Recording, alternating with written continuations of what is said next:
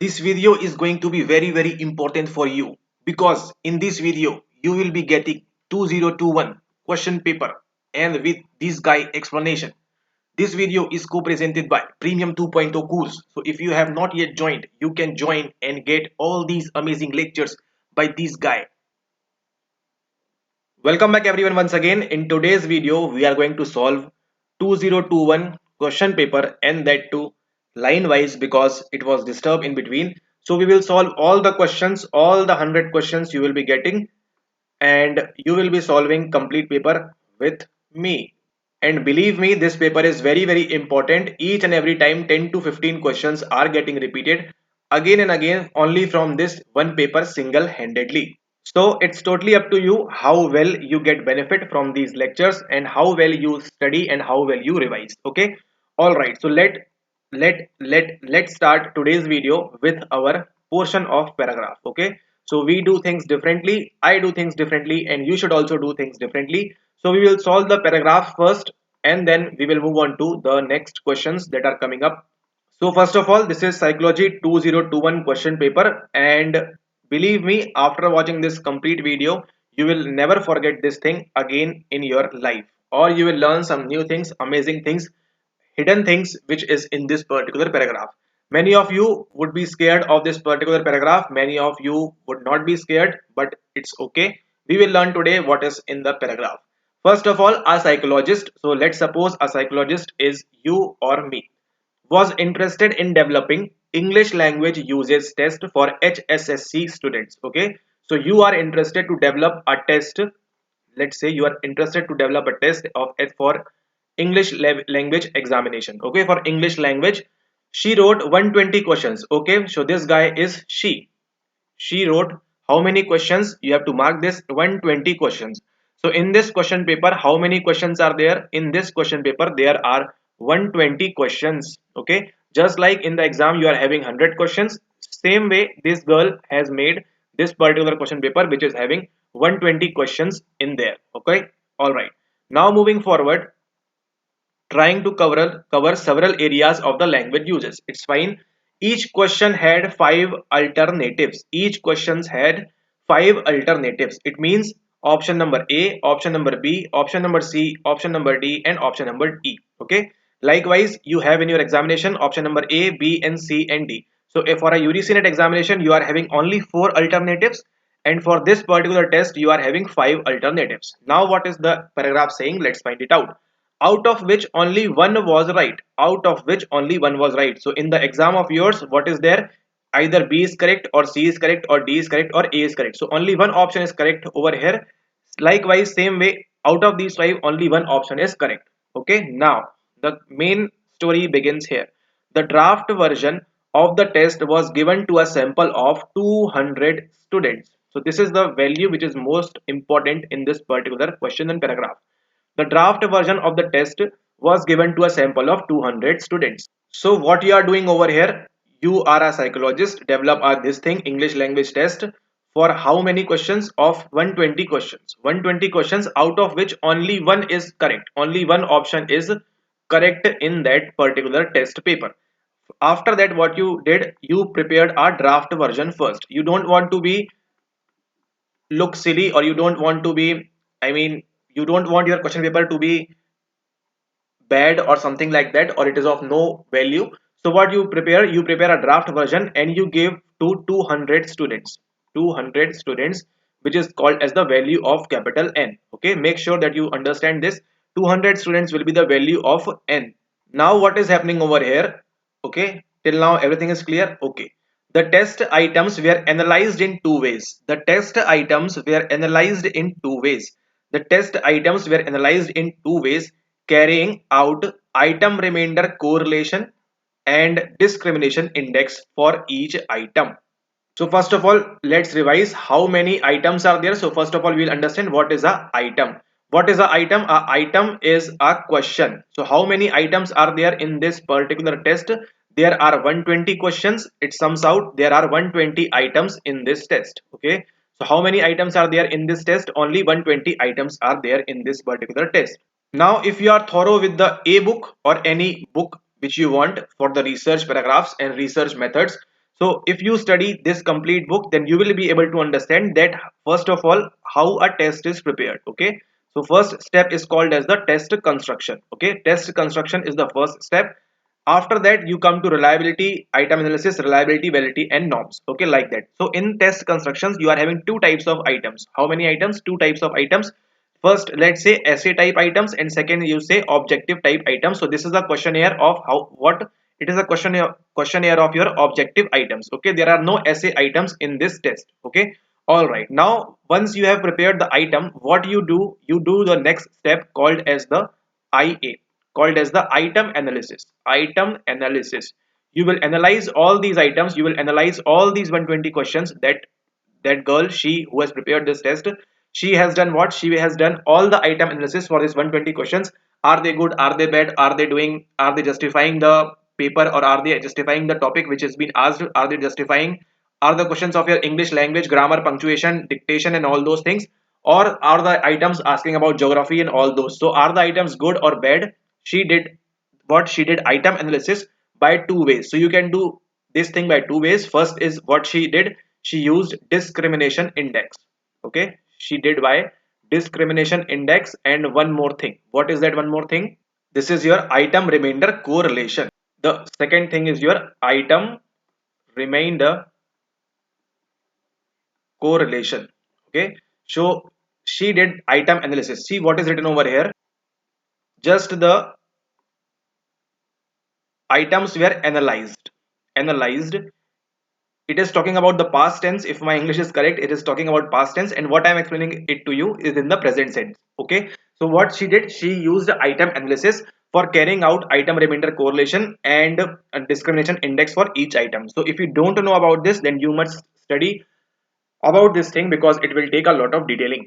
All right, but these are the two procedures which are important in this particular paragraph. Now for the purpose of computing item discrimination index, my dear, item discrimination index, for the purpose of item discrimination computing IDI or item discrimination index, she labeled those who had a total score below P27, below lowest 27, as low scorers, and those who had a total score above P73 as high scorers.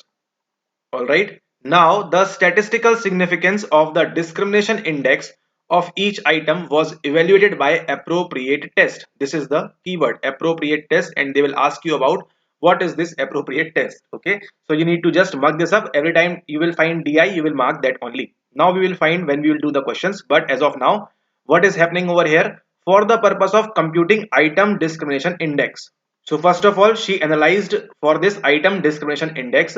What she did, she took 27 low scorers and 27 high scorers, P27 and P73. Let's suppose there are 100 students in the class.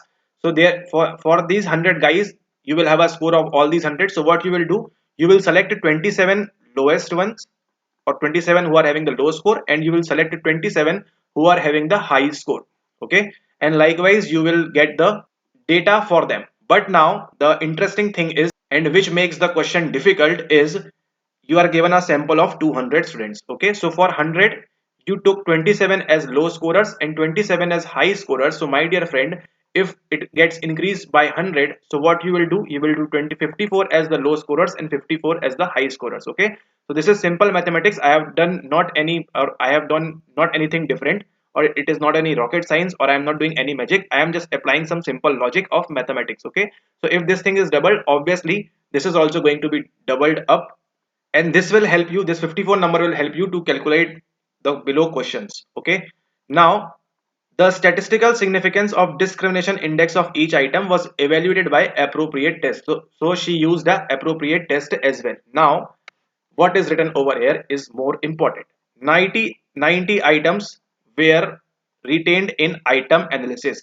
So what she was doing, she was doing item analysis by using two methods, item remainder correlation and discrimination index for each item. Now what she had done, 90 items were retained in item analysis. So first of all, how many items she were having? She was having 120 items, but out of this 120, how many were discarded? 30 were discarded by her. And how many are retained now? Now 90 items are only retained.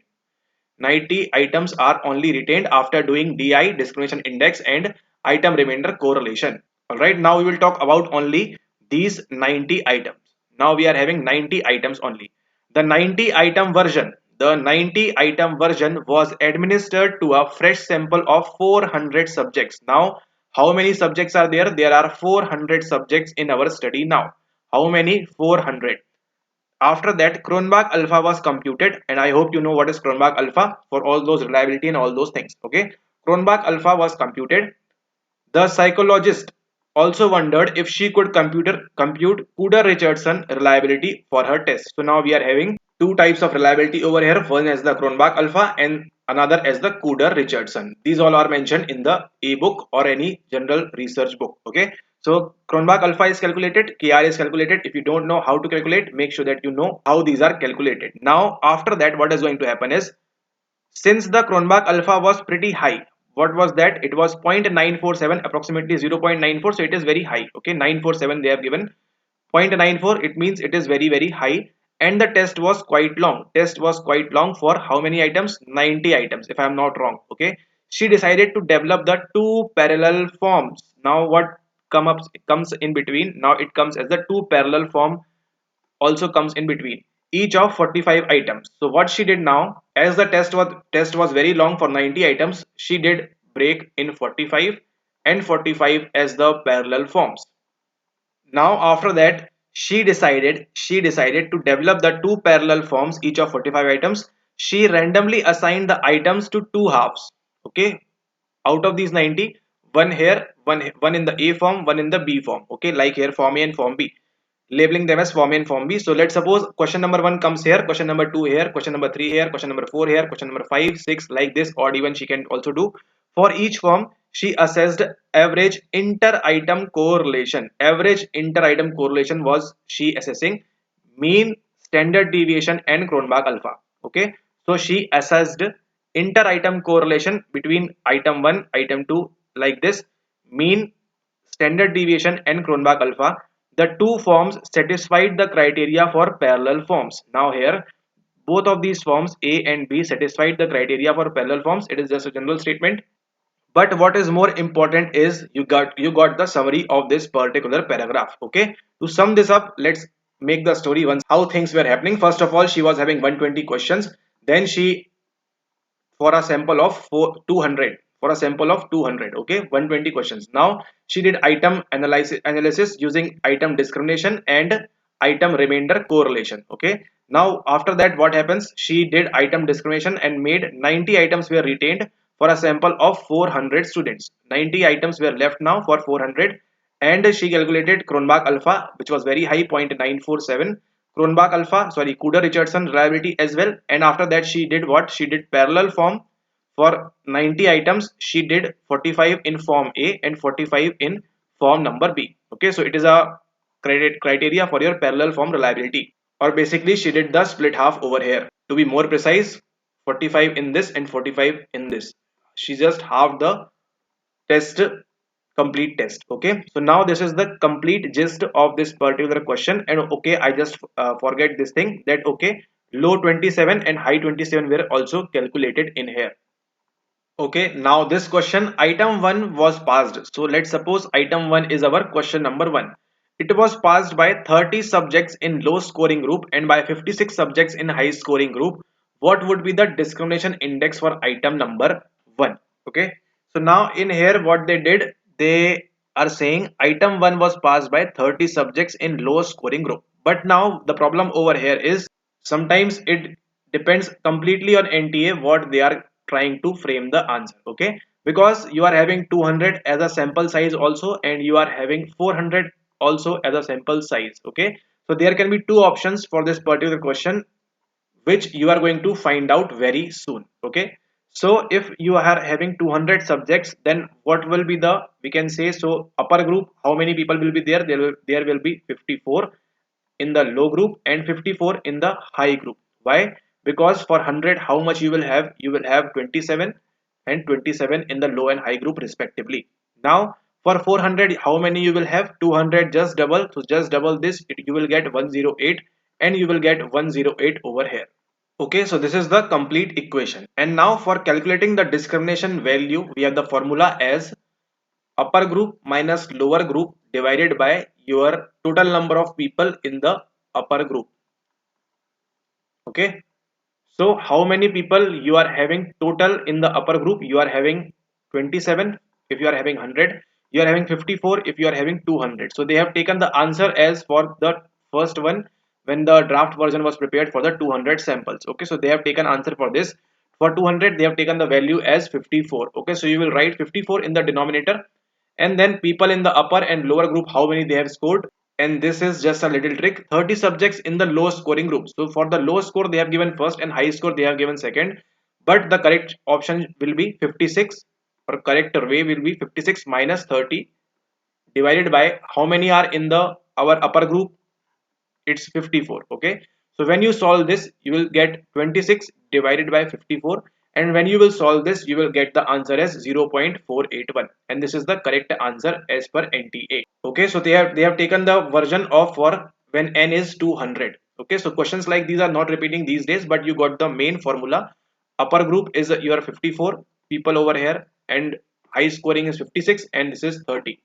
So make sure that you remember the formula: 56, not 56, sorry. The upper group, person scoring in the upper group minus person scoring in the lower group divided by total number of people in the upper group. Okay, this is total number of people.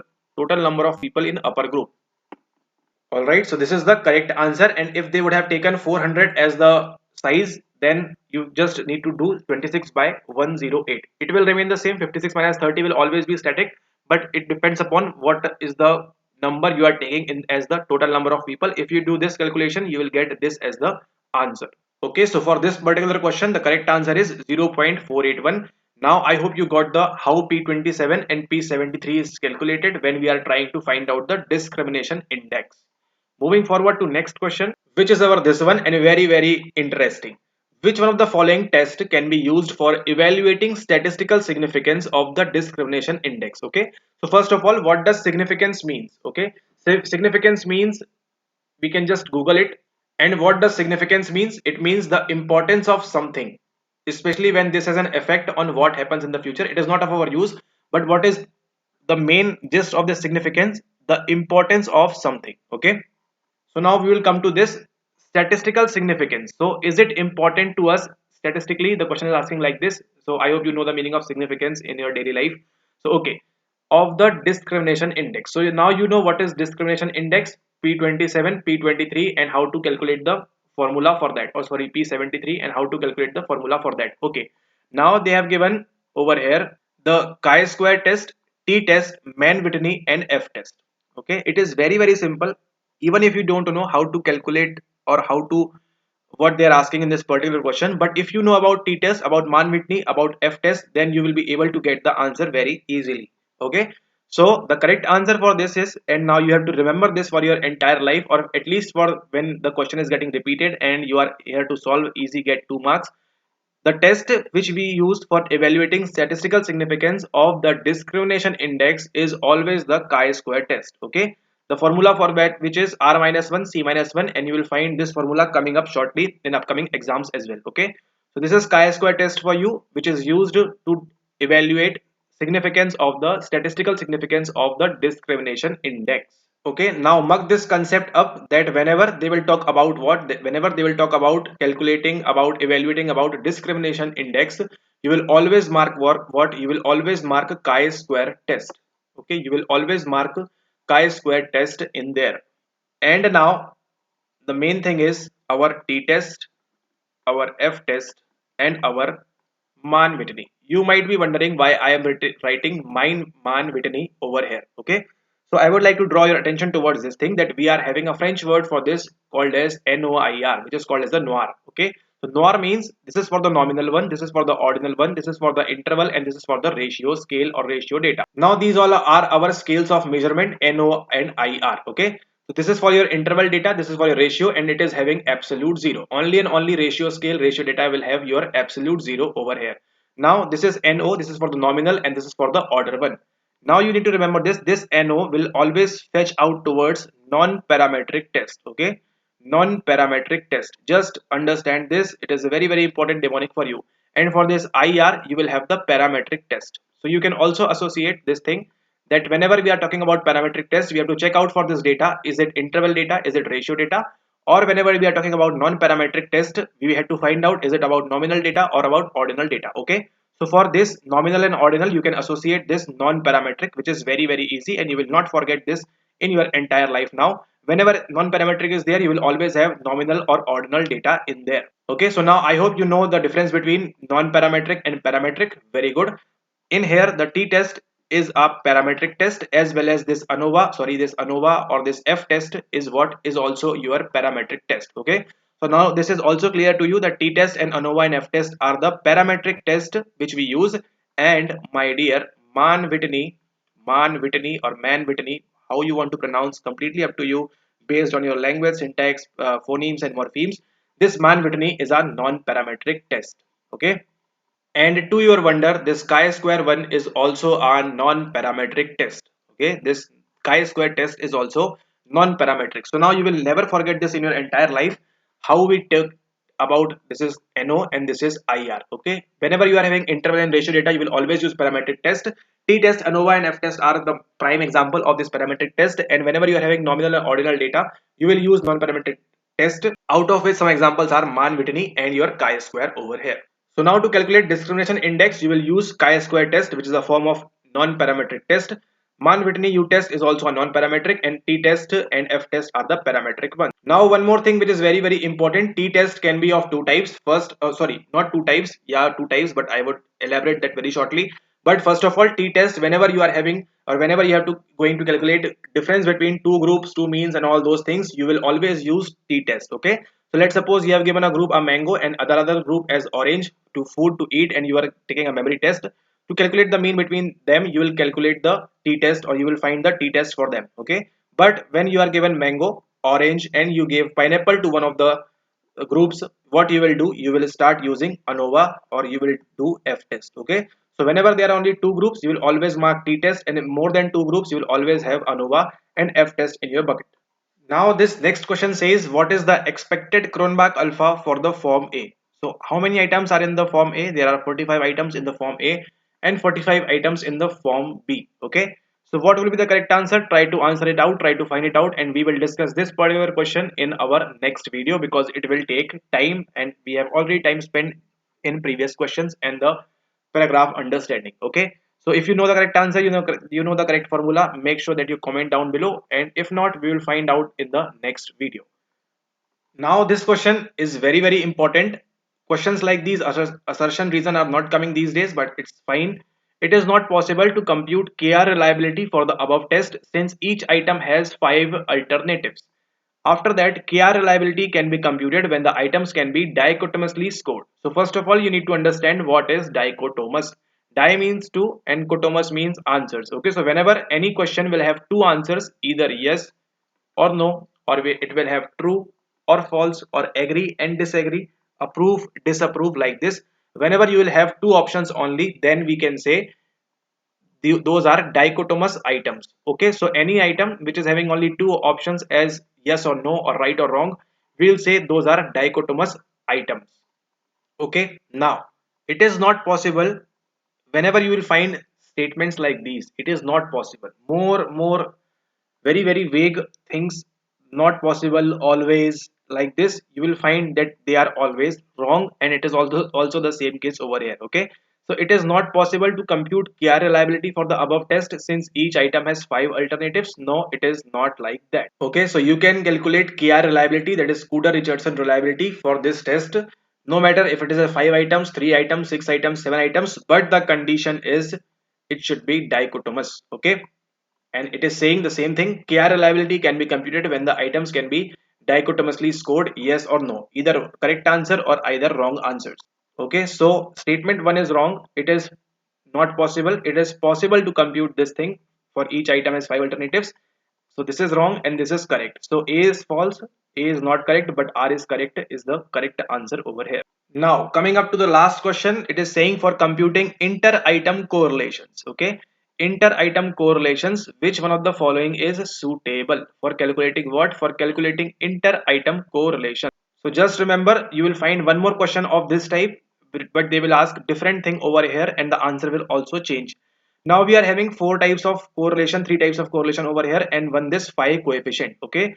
So just remember this thing, whenever you are having inter item, whenever you are having two i's, you will apply phi. Okay, you will apply phi. So phi coefficient is the correct answer over here. Whenever you need to calculate inter item correlations, it is more suitable as your phi coefficient. Okay, so just remember this thing, that phi coefficient is very important when you need to calculate the inter item correlations. And what is inter item correlation? It is simple thing.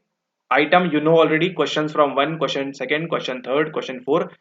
Correlation, you also know the meaning of this thing, that there should be some relationship, and inter means between these items there should be some relationships, and to compute this, phi coefficient is most suitable out of these. Okay, now I hope you know the meaning of correlation as well. Variable a and variable b, if both goes up you are having the positive, if both goes down you are having positive correlation, if one goes up other goes down, and if this goes down other goes up, you are having the negative relationship or negative correlation.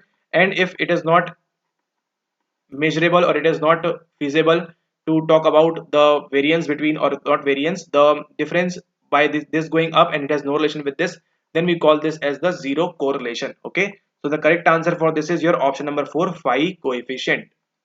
And these are also of different type: point biserial, rank difference, and biserial. If you can just analyze what is this rank difference, will it talk about interval scale, will it talk about ratio scale, or will it talk about nominal, or will it talk about ordinal? Write down in the comment section rank difference correlation, out of which it will relate or it will be more suitable for you. Okay, so try to find the answer and try to comment down below, and we will solve this, and we have already solved this paper.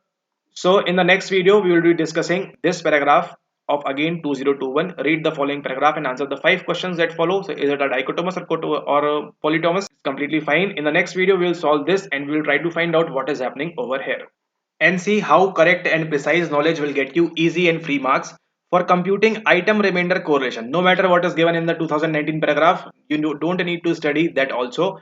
Which one of the following correlations would be suitable? So now you know what is correlation. Now they are talking about item remainder correlation. In just now 2021, what we solved your item remainder, we solved inter item. And what was the answer over there for inter item correlation computing? What you will use? You will use phi coefficient. This is 100% correct, 100% correct, that whenever you are having to calculate inter item correlation, you will answer phi coefficient. But as soon as it gets item remainder, you have to just be little aware. When they are talking about item remainder, what will you use? You will never use phi coefficient. That is very sure to you. You will never use this phi coefficient.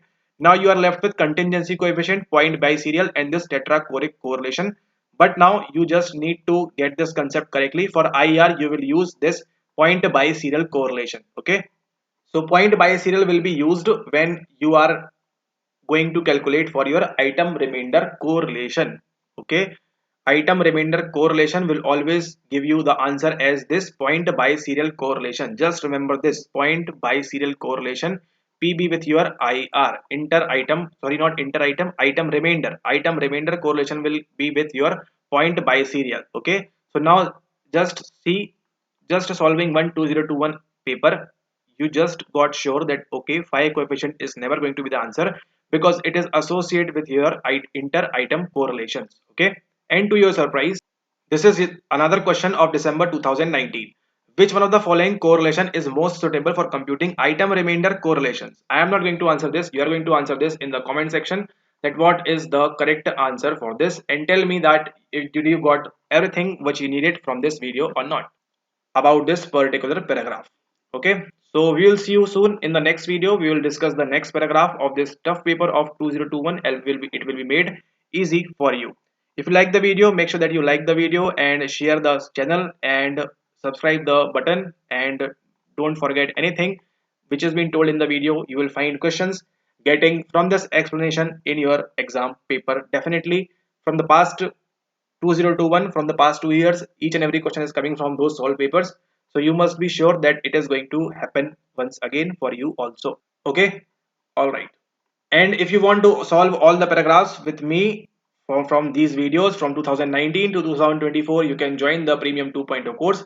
It's totally up to you. See you all soon in the next video. To join, the number is given in the description. Join fast, get all things done, and get your certificate fast. And don't forget to answer this question: tetrachoric 5 coefficient contingency. See, each and everything is repeated. Same thing is repeated. Only the order of the options are different.